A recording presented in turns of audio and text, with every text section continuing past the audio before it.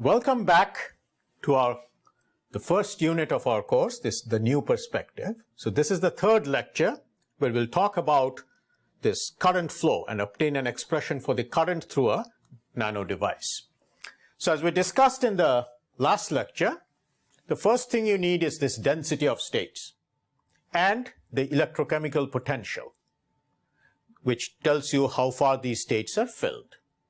At equilibrium, both contacts have the same mu, same electrochemical potential. Out of equilibrium, you have two different electrochemical potentials. The positive side is lowered with respect to the negative side by the amount QV.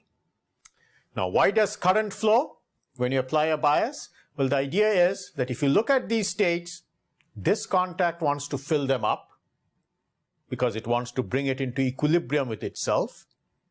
But this contact wants to empty it because, again, it wants to bring it into equilibrium with itself. So every time this state is empty, the source fills it up and the drain takes it out. And the electron then goes out of the drain into the battery and a new one comes in. And so this process goes on forever. Now, why do states down here don't contribute to current flow?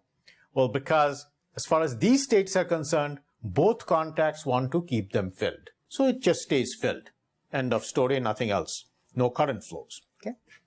And this is the point that is hard to understand if you think of electric fields as driving electrons. Because in that case, electrons down here also, you might say, should start moving. Okay? But what is well known, widely accepted, is that current flows only in the small energy window around the Fermi energy or the electrochemical potential. States deep down here play no role in current flow. Okay. Now, let's try to make this quantitative. Let's try to get an expression for the current. And let's first do this approximately, and in the next slide, I'll do it a little better. So first, let me assume that over this entire energy window of where we have applied the which is opened up by this applied voltage, let's assume the density of states is almost constant. So then how many states do we have in this window? Well, it will be D times QV. So how many electrons will we have in here? Well, it's like half of that. That's because if you think about it, you have these states, the left contact wants to fill them up, the right contact wants to empty it. So what you'd expect is that these states would be kind of filled half the time.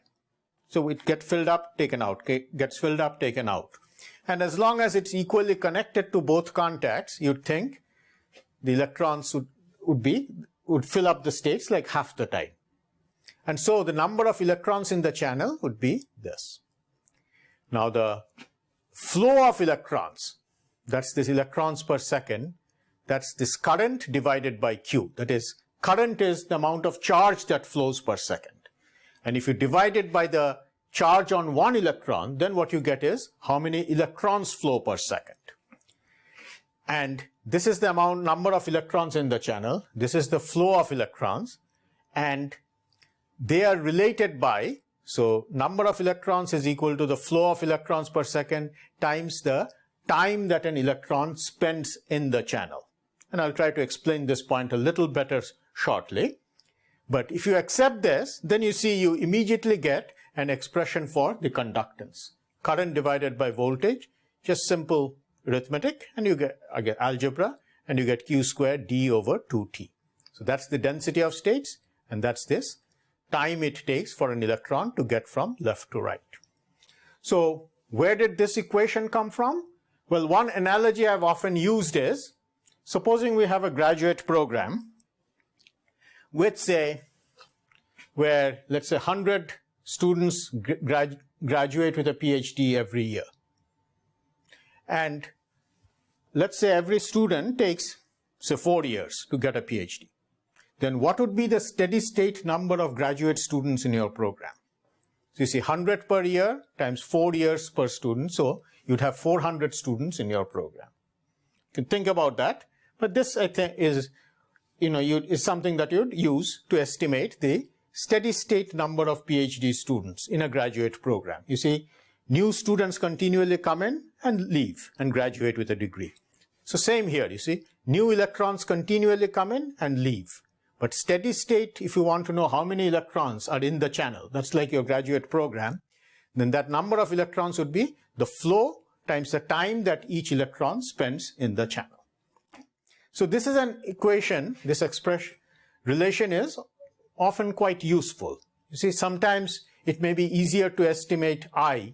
You know I and then you can estimate T. Or if you know T, then you can estimate I, etc. So you have occasion to come back to this later.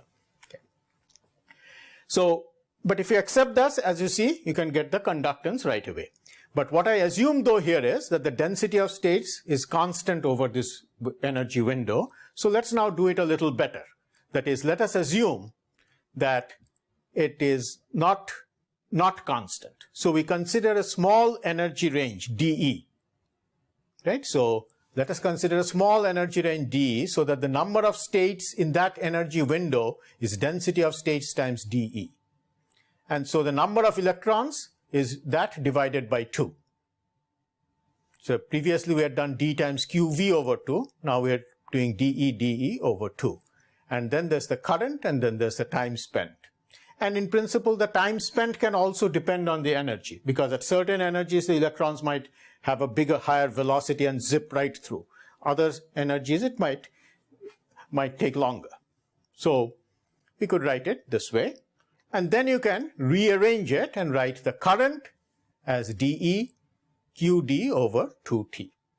Now this is then the current that you'd have if the states at this end were completely full, 1, and this end were 0. On the other hand, in general, these states may be partially full, these states may be partially empty. So you might have, so the occupation on this side is described by the Fermi function here. Occupation on this side is described by the Fermi function over here. And so in general, you'd have this factor here, F1 minus F2.